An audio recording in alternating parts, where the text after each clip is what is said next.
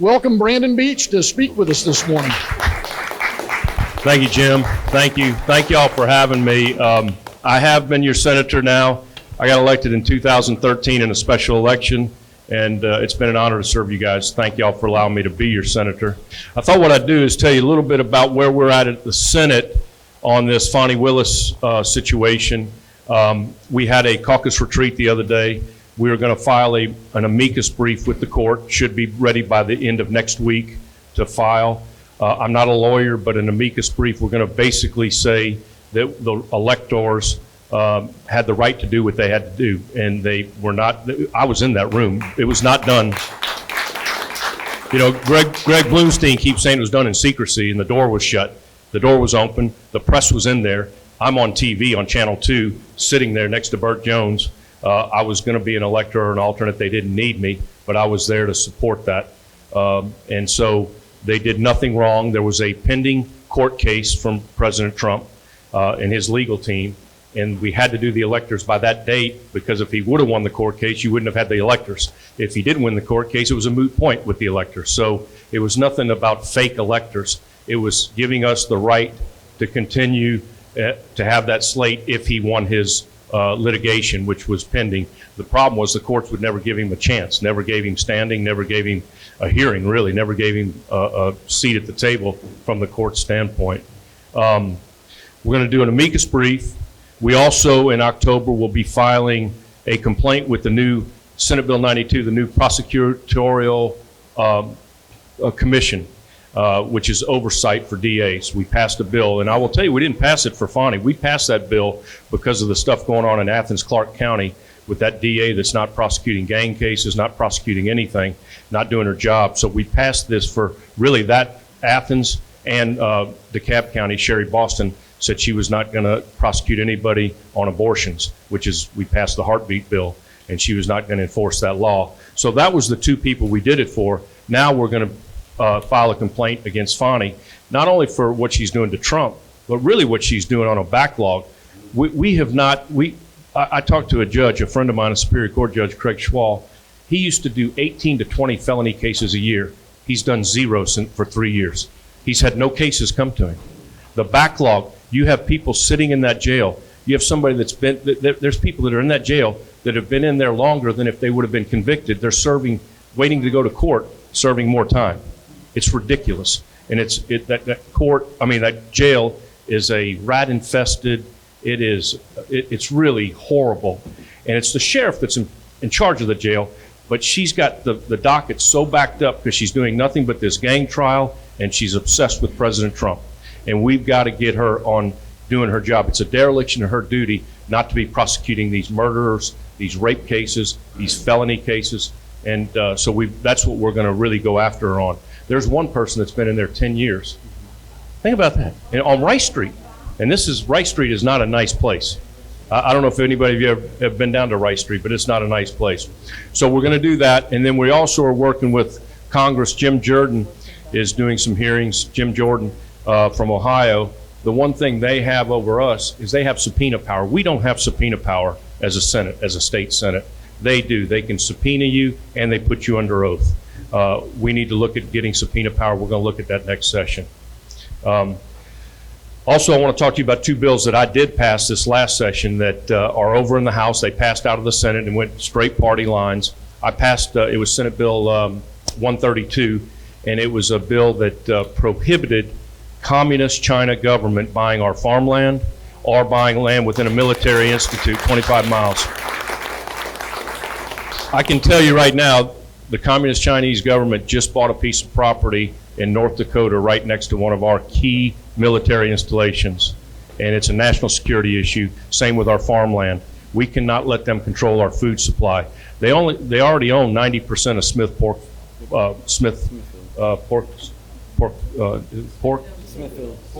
pork. Smithfield, yeah. They own 90% of that right now. If they control our food supply, they control us, and it's a national security issue. We've got to save our farmers and make sure we control our farmland. Agriculture is the #1 industry in our state, and we need to control that. So that was one bill that passed. It's over in the House. I think it'll pass within the first month of the House. And then I had another bill that really basically was against DAs also, and it was really aimed at the Athens DA. Chris Carr, the Attorney General, is having to go to Athens and prosecute cases that she will not prosecute. And so all it did was say, if she wasn't going to prosecute a case and he went over there to prosecute it, she had to reimburse him hotel expenses, food expenses, and billable hours. If he's going to go do her job, she needs to pay him to do it. And so that passed. Again, the Democrats fought that, but that passed. So those were two bills that I passed. The other bill that we're going to really work hard on this session it's a tort reform bill, and it's premise liability. And I don't know if y'all remember, but about a year, maybe a little over a year ago, there was at midnight in a CVS parking lot, and it was closed. The drugstore was closed. There was nobody there. There was a drug deal that went bad. A gentleman was murdered in the parking lot of a CVS store, and they sued for $45 million, saying the lighting in the parking lot was not good enough at midnight, and they got sued for $45 million on a drug deal that they had nothing to do with. And it's jackpot justice, and we've got to stop that. And I'm all for everybody having a day in court and a right to sue if something happens, but to sue some entity that a drug deal went bad on their property at midnight and they weren't even there is a little bit uncalled for, that they had to pay $45 million. And that cost gets passed on to you. And I will tell you this, and then I'll close it up, and I'll open it up for questions. Thank you all for being here this morning, and thank you for what you do. And I'm going to tell you, from now till next year, we got to be engaged. We got to have the grassroots, and we've got to get Joe Biden out of office. I'm going to tell you, in full disclosure, I chair President Trump's state PAC here. It's called Take Back Georgia, and I'm the chairman of that PAC. I was with him in Iowa at the Iowa State game about 2.5 weeks ago, or a couple weeks ago. They are very organized. I went in on Friday, worked at the headquarters. They've already got their caucus captains, their caucus leaders. They are very organized compared to where they were in 2016 when he got second place. He's going to win Iowa. He's going to win New Hampshire, and then he'll go to Nevada and win the caucuses there. He'll be 3-0, in my opinion, going into South Carolina. And then I think Nikki Haley and Tim Scott will split that vote, and the governor there is supporting him, Governor LeMaster. So I think he'll be 4-0 coming into Super Tuesday and have a lot of momentum, and he'll be unstoppable, in my opinion, and we need him. I want to just give you some examples. When he left office, gas was right at $1.75 a gallon. You know what gas is now, $3.85 to $4. Huh? Interest rates were 2.7%. Now they're close to almost 8%, 8%. Eggs, bacon, you just go down the list. My son got married about 3 weeks ago, and I picked my wife's mom and brother up from New Orleans from the airport. She was getting her hair done, so I stopped at the Waffle House. It was $41 for 3 all-star specials and 3 coffees. $41 at Waffle House. I looked at the bill, I said, this can't be right. $41 without the tip. That's your Bidenomics. That's Biden inflation. And I can promise you this, because the president has said that he'll do this, we will have an energy policy where we will have $1.75 a gallon gas. We have the capability to do that. We will have a border policy that will secure the borders, and we will get back to basics.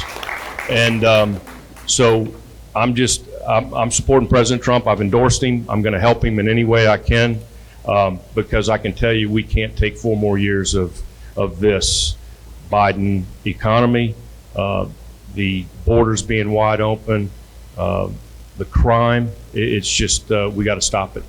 And we also got some social issues. I told you my wife is director of admissions at Kings Ridge Christian School. She had a tour the other day, and the couple had no questions about academics or the school. They said, I have 2 questions. Are boys allowed in the girls' bathroom, and are boys allowed in girls' sports?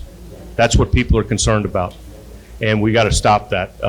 And I will tell you on that boys being involved in girls' sports, I actually find it hard to believe that for 40 years, women fought for Title IX, they fought for equal scholarships, they fought for equal sports, and now they're allowing these guys to come in and ruin women's sports. Where are those women now that were really fighting for that? Do you follow me? So we've got to get back to basics. I can tell you that I'll continue to fight down at the Gold Dome for you with conservative values. If y'all remember, I don't know if y'all remember, but it was right after the election, there were 3 of us that yelled for a special session louder than anybody, and it was me, Burt Jones, and Greg Dolezal asking for a special session. And I know there's a call for a special session with Colton, and I respect him calling for that. But let me tell you the fundamental difference in what we were doing. We still would have had to get the governor to call it, which he didn't, or we would have had to get 3/5 vote to get a special session, which we couldn't get either. We only got 12 signatures when we tried to get it. But the fundamental difference was when we would have got that special session, we only needed 29 votes to change what Brad Raffensperger was doing with the drop boxes, the mobile voting units, and sending out absentee ballots with a first-class stamp. We could have stopped that. And I said this, and I went on record, and I don't know if y'all remember me saying this. If we didn't do this, we were going to lose 2 U.S. Senate seats. I said, I've seen this movie before in Fulton County and in DeKalb County. We're going to lose 2 U.S. Senate seats. And that's what happened. The drop boxes, the mobile voting units in Fulton, Fulton was the only one that had mobile voting units. And you know where they spent most of their time? Down in South Fulton and in Atlanta. They didn't come to Republican North Fulton. They were never there. They spent 85% of their time in Democrat areas, in Democrat churches. So we needed to make that happen, and that was the real fundamental difference. We could have got with 29 votes, we could have reversed what Raffensperger did under the guise of COVID emergency powers or whatever. He did not have the ability to do what he did without legislative approval, and we never approved mobile voting units, we never approved drop boxes, and we never approved sending out everybody an absentee ballot with a first-class stamp, because what that did, if it went to an address with a first-class stamp, it got forwarded to somewhere else. I had friends of mine, Chantel and I grew up in Louisiana, I'm from New Orleans originally. Steve Scalise told me he had a dozen people call him saying, we got a ballot request from Georgia. We haven't lived there in 6 years, 5 years, 3 years. And so that was a problem. And if you remember, before COVID, we had about 180,000 absentee ballots. We had over 1.3 million, and they stuffed the drop boxes. So I'm still convinced there was problems in that election, and there was chaos, mischief, and I'll even say fraud in this election. So, I would just say this: in 2024, we got to have everybody involved. We got to have team captains. We got to make sure what's going on, and we've got to be on our toes and watch what's going on, and we have to get out and vote. I do believe if we vote in such masses, they can't cheat enough to beat us if we really get out and vote. You follow me? We just got to get out and vote. But I can tell you, conservative Republican principles work. I've seen it work. We can create jobs, and we can invest in infrastructure. And I do think there's a direct correlation of infrastructure investment and economic development. I'll give you one example, and then I'm going to open it up for questions. Before I served you in the Senate, I served you guys for 8 years on your DOT board for the 6th Congressional District. And one of the roads I'm really most proud of is that road we built between Highway 20 and Highway 140, that road and bridge, and then we built a new hospital. It was a $450 million hospital investment, 1,000 jobs, and now they're adding on to that hospital. They're going to add medical buildings around that. That one $9.4 million road and bridge, the return on investment has been huge with the hospital. Not only jobs and not only investment, but good quality health care for the citizens of Cherokee County. So it was a win-win-win. And so I'll put that $9.4 million up against anything. The other project that I was proud to get from federal dollars to state dollars, so we didn't have to go through all the environmental studies that you have to do on a federal level, is we're building Highway 20 from 575 into Cumming. We've already opened up the section from 575 to Scott Road, right there by all that retail in the hospital. Have y'all seen that? Have y'all been on it? It's nice. Now that the orange barrels are gone and it's open, it's nice. And then we'll build the next section to Macedonia, and then they're going to come from Cumming into Macedonia. So it should be done hopefully in the next 18 months all the way to Cumming. And that was a project that was slated not to even be started until 2026, but we took it out of the federal program, put it into the state program because we passed House Bill 170, and we were able to fast track that. And now what I'm trying to do is get money for Highway 140 from 575 into Roswell, down by Arnold Mill where it really backs up bad during peak hours. So we got to get that wide. And the good news is we have the right of way to do that. There's a lot of right of way to get that done. So we're not going to have to move a church like we had to for Highway 20. But we're going to continue to invest in infrastructure. One of the things that I'll just be honest with you, I'm disappointed that we suspended the gas tax. I mean, I know it's good for you guys to save 30 cents, but the reason we got a high gas tax is because Biden has no energy policy, and we have no energy policy, and we're bailing him out. He should take the blame for high gas prices when it comes election time. And then we're going to backfill it with surplus. We had a $6.6 billion surplus last year. This year we had a $5 billion surplus. So the governor said he's going to backfill it with surplus. But that's $190 million a month out of that $5 billion that we're going to have to add back to GDOT to build roads and bridges, because we build roads and bridges with motor fuel tax. So I would have rather used that $190 million and then got money from the surplus to build more roads and more bridges, because I tell you, we're growing at a fast rate around the state. I will give you an example. If we don't start building roads in Savannah, we're not going to be able to get around in Savannah. GDOT gave us a presentation and said they're going to go from 100 million square feet of industrial warehouse space to 200 million square feet in the next 8 years. The port's growing at double digits. They're building a big Hyundai plant down there, a big battery plant. The growth in Savannah and that Pooler area is phenomenal. And if we don't start building some infrastructure, the 18-wheelers aren't going to be able to get around. Now, one of the things we are working on right now, about 17% of the freight coming out of the port is on rail. The rest is 83% truck. We're trying to get that rail up to 30 to 35%. Every time you get a rail car, you take 3 trucks off the road if you can get product on rail. And we've invested in the Jimmy Mason rail yard down there, and it's really helping. So I think you're going to see CSX and Norfolk Southern moving more product on rail and getting it to Atlanta, getting it in a distribution center, and then getting it out to you. Chantel thinks that Amazon package just shows up mysteriously. She doesn't realize all the steps it goes through to get to your door front. But anyway, again, thank you all for being involved. I would just tell you, this is a beautiful morning, and you could be a lot of different places, so thank you for being here. Thank you for supporting the Republican Party. But I would tell you, from here till next November, not this November, next November, we've got to stay engaged. We've got to get the grassroots. You got to tell your friends. You got to call your friends. You got to tell people at church, go vote. This election is that important. I don't think we can withstand 4 more years of this woke policy and these high prices and gas prices and so on. We've got to have an energy policy.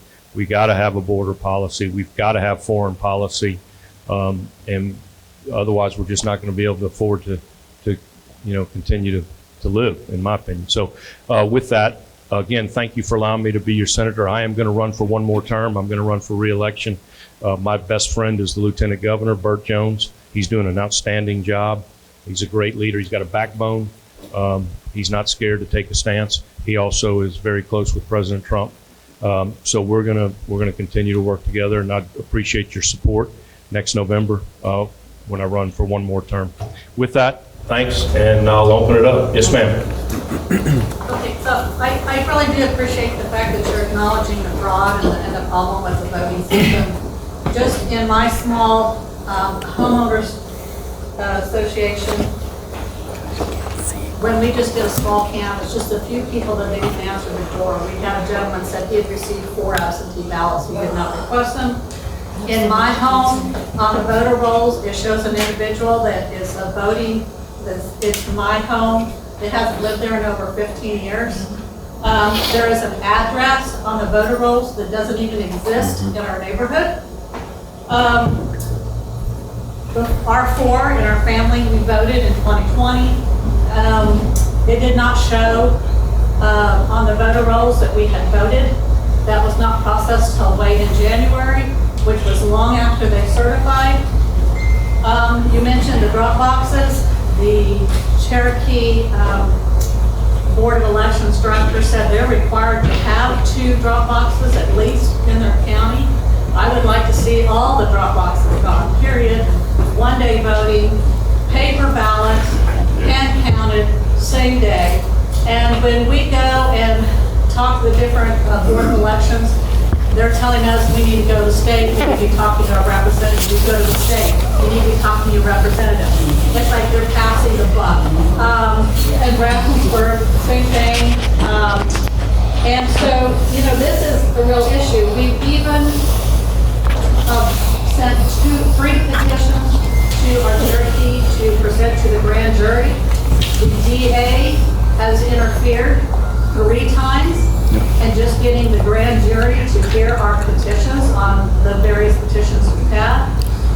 So the grassroots, I tell you, we've been canvassing, we've been bringing to our Board of Elections. You know, we've been doing the homework for them, finding out what the problems are and pointing it out just to get them to clean up the voter rolls and that. And we've been running into, you know, problems there. And that's just in Cherokee County. And I just can't imagine what it's like in other counties, because I do feel like the director of the Board of Election is trying to do a good job. I think sometimes she feels like her hands are tied. And then, of course, we run into the Democrats that are also on the board here. So I want to know, I'm glad you recognize it, so here's my question. I'm sorry, this is lengthy, but here's my question.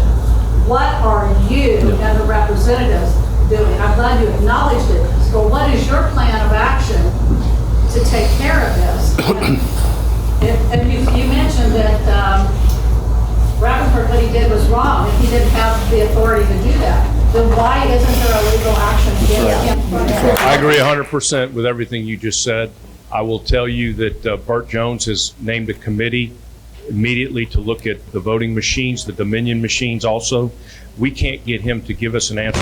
I've asked Secretary of State Raffensperger a couple times, why do we have to have a QR code? I don't even know what that QR code does. He cannot explain it, number one. Number two, we do want to eliminate the drop boxes completely. Now, I will say the drop boxes are inside an office, and they are locked up to where they're not just sitting on the corner of a street anymore. But we do want to eliminate them completely. And we've eliminated the mobile voting units. Those will not happen again. That was in SB 202.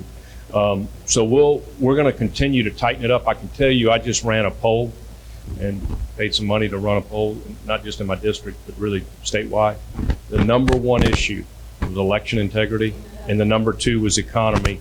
And they weren't, nothing else was even close. I mean, it was the economy and pocketbook issues, kitchen table issues, and election integrity. And you're right, we've got to make sure that, you know, people aren't receiving ballots that don't live there, or getting 4 ballots per household for 2 people that are living there. That Secretary of State's office is a mess, and we've got to get it cleaned up. So we're going to work on that. Yes, sir.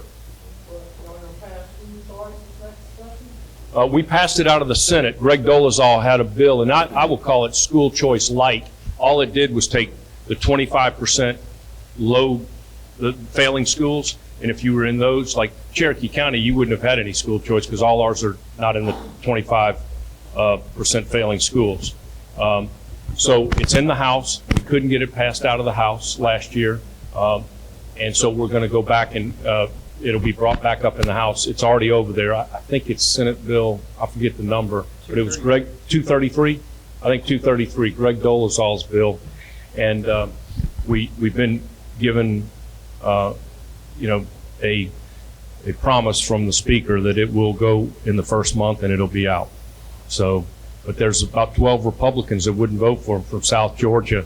Those superintendents have a, you know, they stranglehold those guys because they're the big. You remember, but in South Georgia, some of those school districts are the largest employers in the county, so they listen to their superintendent. But we need to have that, and you know, I think the Democrats should want that. I mean, you look at it nationwide, African Americans are more helped by school choice than any other race or ethnicity. Yes. Senator, thank you so much for all you're doing, and I'm glad to hear you're running for one more term. Yes, you're the best thing that Cherokee County has in the state legislature. When it comes to transportation, you are like the foremost expert in our capital on that issue. 140 desperately needs expanding. Traffic over the last 20 years has gotten much worse on that road, and there's more growth in ball ground now. And I was wondering if there's going to be any funds being diverted to the ball ground area as well for transportation. We're looking at two things. One, it's a $300 million project to widen 140 all the way into Fulton County. And if you don't widen into Fulton County, you're going to take traffic, and then it's going to be a bottleneck right there at past Arnold Mill Road. So you got to go all the way into Roswell and widen it. So we're going to do that. That's a $300 million project. We're also looking at a ball ground bypass so those chicken trucks don't go through downtown ball ground and leave feathers everywhere.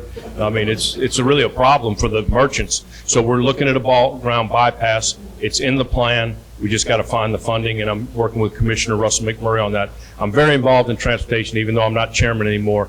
My 8 years on DOT board, and then I am on the committee, and I love transportation, and I do see a direct correlation between infrastructure investment and jobs and economic development. Yes, sir, you were next. And then Yes, thank you for being here. So I'm glad you brought up election integrity. On August 9th, you guys had an event with Burt Jones and Greg Dolezal in Alpharetta, Georgia, and Patriots showed up there with paper ballots, police shirts, and election integrity signs, and they were shut out. They were not allowed back in the event. Our second vice chair of the state GOP, David Cross, was not allowed back in the event. So I would like an explanation, why that happened. And the second thing is, you're bringing up election integrity, but you only talk about it when Lisa discusses it. We had a paper hand counted count here with 12 cameras that the team ran that counted a precinct from the primary. It was 100% accurate. We need to get rid of the machines. We need legislation. This has to stop. We're dreaming if we think Trump is going to win the state of Georgia. All roads lead to Georgia. If we do not get rid of these machines, or at least count the paper ballots out of the Dominion machines and audit those compared to the scanner, Trump is not going to win this election. We have to be realistic. But the biggest question I have is, why were the Patriots shut out who were proposing paper ballots? And that only happens in communist countries. So I think we need an explanation on why that happened, because we still haven't. Well, they actually did come in and drink my beer and wine, so they were allowed to come in and drink. What I did tell them was this was a fundraiser. This was not a deal where we're going to, when we were speaking, people were going to be watching. No, I was not. But this was a fundraiser. It was an event. They were welcome. David Cross came in and we spoke. David's a dear. He was too, and they were allowed in the lobby with their paper ballots and their signs, and we didn't tell them to get off premises. They just weren't allowed to come in while we were speaking and make comments. That's all. That's it. How does that make things right, though? What if that was done to you? No, we let them come in. They came in and they were there. I disagree with you. Well, I was there. It was my event. Yes. Hi. We know that a commission has been created, and we start in October, right? About the Prosecutorial Oversight Commission. Yes. They start October 1st. There'll be a complaint filed. Clint Dixon and Matt Brass are working on the complaint now as we speak. Yeah. Now, the commission has never been met yet, and that there is no approval rules. And also there is people going after this commission. So we don't know when they will be able to actually start. So we are passing this petition because you guys, the General Assembly, has the Constitution duties to do that regardless of this commission. And we know this commission is going on and on because it will be, they are not accepting the Democrats.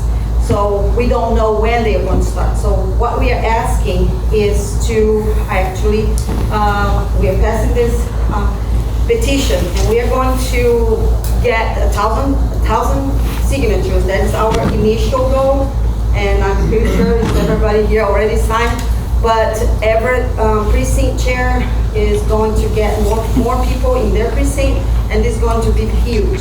So I would like to see if you could join Colton Moore and Charlie Spurd, our representative here, on this, on their support for what they are trying to do.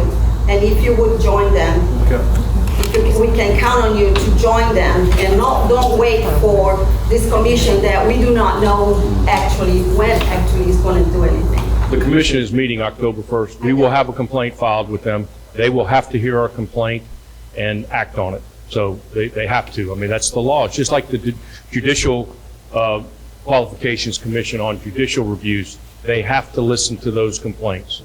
So, and that's our best route now. The governor's not going to call a special session, and we need 35 votes in the Senate to call it. And I forget how many in the House. I think it's 100, 120, and we're not going to get that with Democrats. It's not going to happen. I mean, we can sign all we want, but it's not going to happen. That's the fundamental difference. When I was calling for a special session, we only needed 29 votes. We're not going to get the votes with the Democrats. We are not going to get the votes, but if we do not show that we support, all the Republicans support, then what happens is they will say, okay, see, they don't care. So we just want you guys to stand up, then the governor will see that that's what we want, and then he may see the pressure and he will do the right thing. He's not going to call a special session, I can tell you that. Yes. One of the biggest issues facing the youth nowadays is actually explicit pornography use. When my sister was in elementary school, there was a boy on the bus showing just explicit material to all the other students on the bus. And so I was wondering if you would be in support of a bill that would restrict pornography use and basically make it to where you have to register your driver's license. This is a law that's already passed in Utah and in Louisiana with similar makeups of their House and Senate, respectively. Would you be in support of a bill like that to help curb it? I would definitely be in support of that. We don't need to be having kids showing pornography in grade school. So. Yes, sir. Senator, Governor DeSantis in Florida has removed 3 DAs for, in my opinion, less than what Fannie Willis has not done. So my question would be, and I don't mean to put you on the spot, but it is what it is. Is there a difference between Georgia and Florida law that prevents Brian Kemp from doing that, or is it just Brian Kemp who prevents Brian Kemp from doing that? I don't know Florida law. They may have some different laws that give the governor certain powers to do certain things. I do know he has removed some DAs. All I can do is, and I'm not going to speak for the governor, but I will tell you what he has said. You've heard him say that he doesn't think Fannie Willis has done anything wrong, which is so. That's what he has said. I'm not speaking for him, but he has said that on record. So, yes. I want to thank you very much for having the courage to fight for fair voting. I saw you in the trenches in 2020, and now you have a target on your back, Fannie Willis. So I want to thank you very much. I believe all the people in here have your back for doing the right thing. I want to piggyback on a couple of people. The sheriff over there who spoke earlier about the voter integrity. And also I want to talk about the paper's full.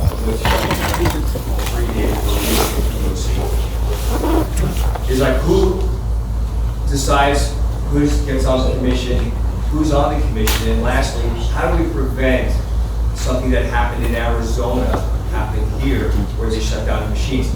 I asked 100 people if they ever heard of Kerry Lake.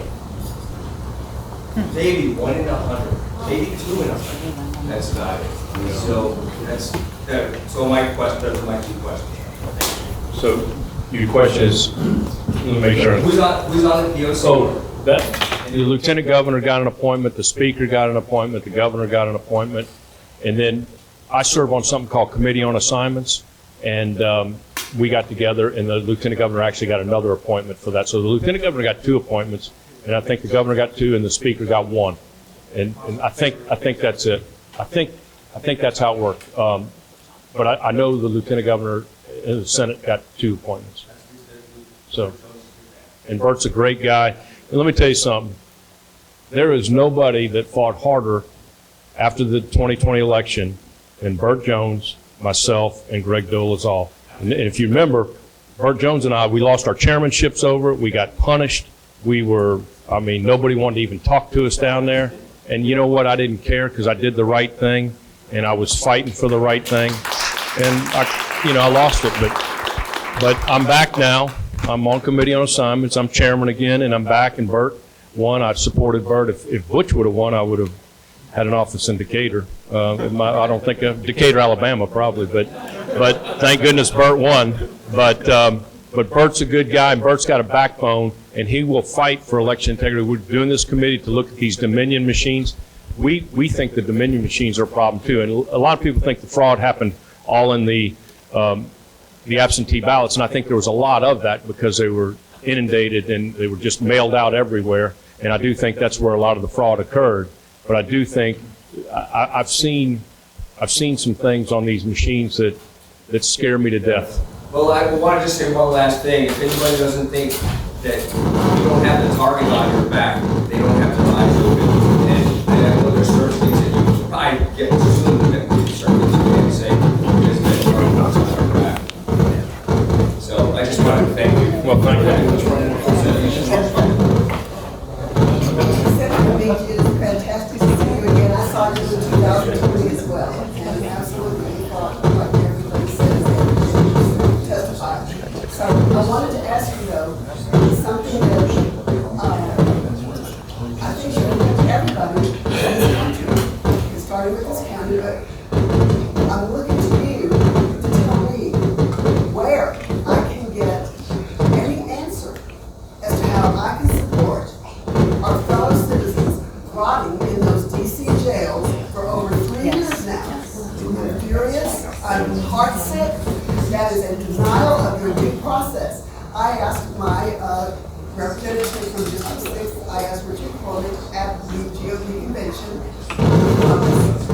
I didn't get any answers. I want a list of at least the Georgia residents that I can support, send a letter to. Yes, and support to. Oh, you said, we checked the Judiciary Committee. I wanted to say no to you and everybody else in this country that has an R by their name need to find out what the Jesus is going up on. So I'm furious.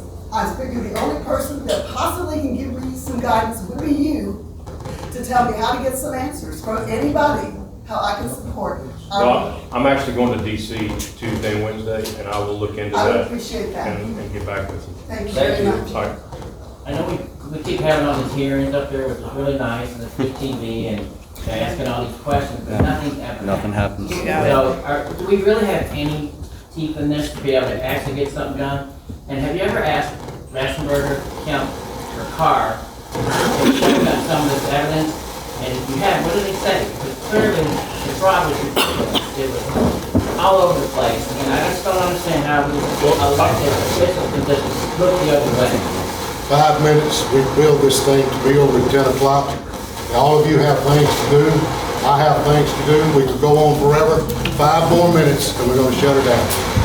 I think you've got to go to the Georgia game. I do. He's going to Georgia. I will tell you that you're right. They do a lot of talk up there in D.C. Now, as far as Kemp, they have been shown a lot of things. There's a lawsuit that Bob Cheeley has. It's in the appeals court. He was one of the indicted gentlemen. He's a lawyer friend of mine. He serves on my board, actually. We're very close friends.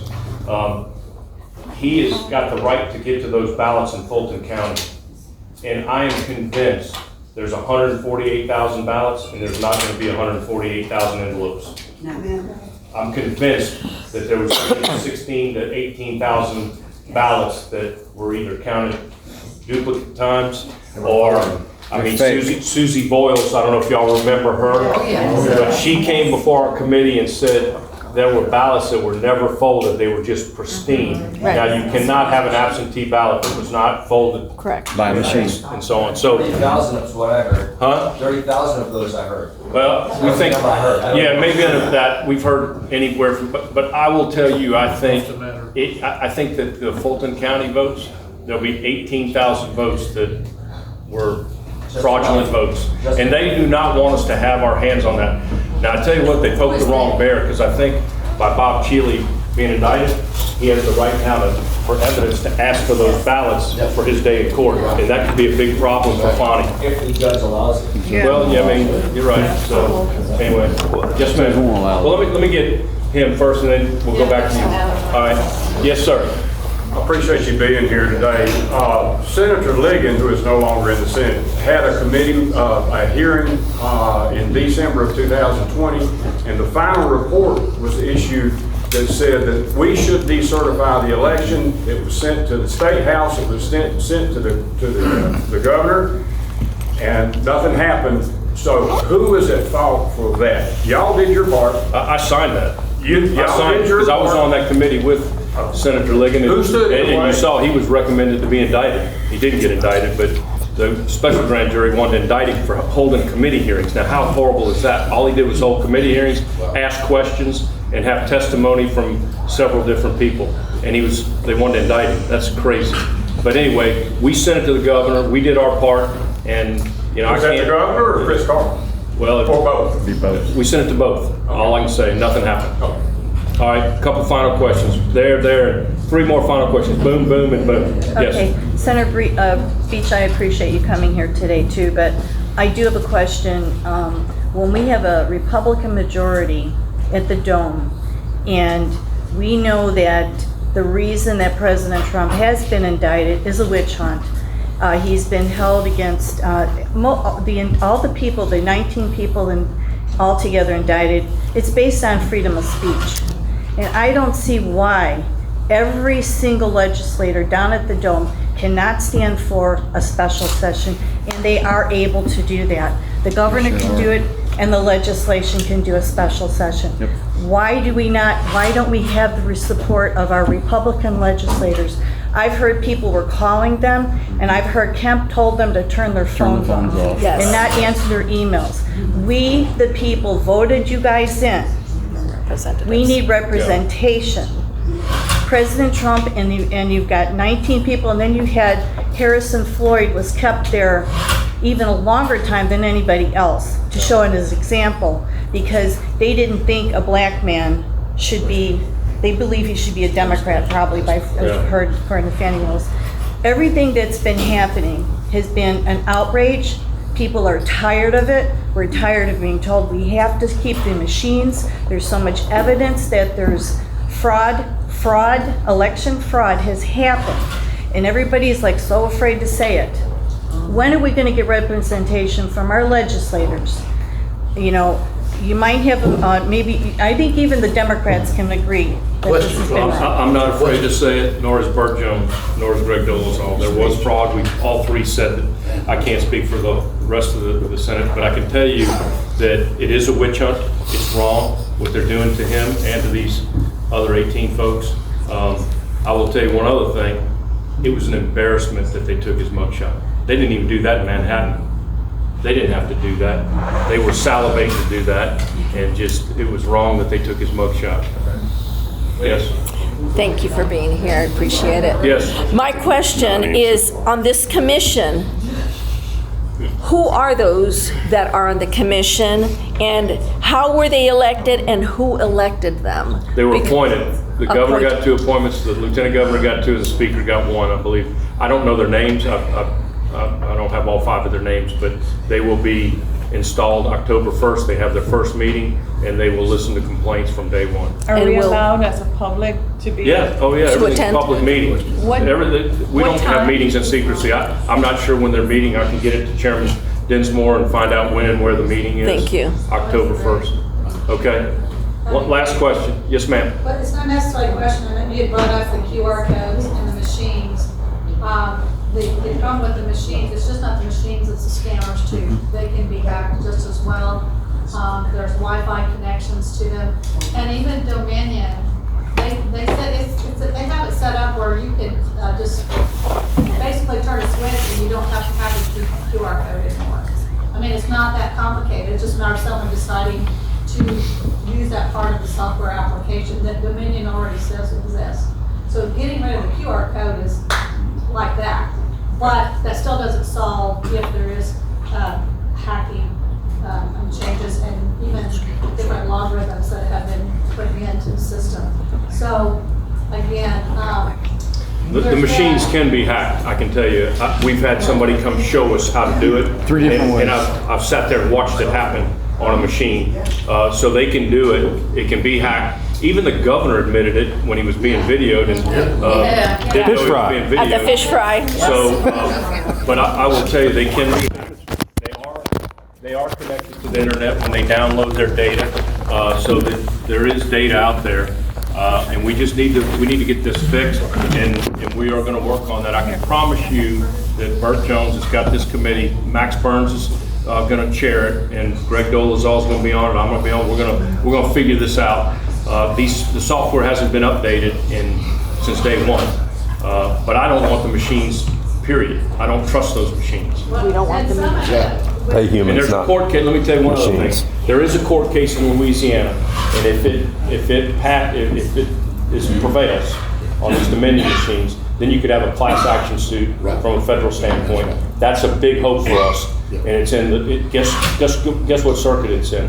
The 5th Circuit, where that Judge Dotry is, I think his name is, that came out with that free speech deal on July 4th and went after Biden on that. He's a very conservative judge, and it's going to go to his court. And so we think we may have a good case there in the 5th Circuit on these Dominion machines that Louisiana uses. And if it does prevail in Louisiana, then we can tack it onto it as a class action suit saying if it's not good enough for Louisiana, it's not good enough for us. So that's one of our hopes. I mean, it's a long shot, but we're working every angle we can. I want you to know I'm working hard. I'm in a lot of different meetings on these Dominion machines that I don't go around talking about, but I'm involved in a lot of this. Yeah, and I should appreciate, just one more thing is, with this lady here, I love the fact that she is really wanting to go fight for those people that are being, the injustice for them being in jail. And there's some that are fighting for the injustice of this indictment. And then there's some that are speaking for people that their freedom of speech has been doing. And it is a two-tier justice system, and we've got to get that corrected. And that, again, is why 2024 is so important to get Joe Biden, Merrick Garland, and get all these people out of office. Amen. So go vote. Even the Republicans, some Republicans that aren't standing up. And here's the thing. It's kind of like some of them aren't standing up now because of I can tell you this, Donald Trump will stand up. I know Donald Trump. Get him elected. He will stand up. He will surround himself with people that will have backbone, and we'll win our country back. Okay? The point is this, if we allow them, The governor. we allow them to take away the rights of the people we call our enemies, criminals, and then the next thing you know, they're going to start coming for our friends. The next thing you know, they're going to start coming for us. Yes. So we cannot wait for them. We need to stand up for injustice now. Okay. Thank y'all for having me.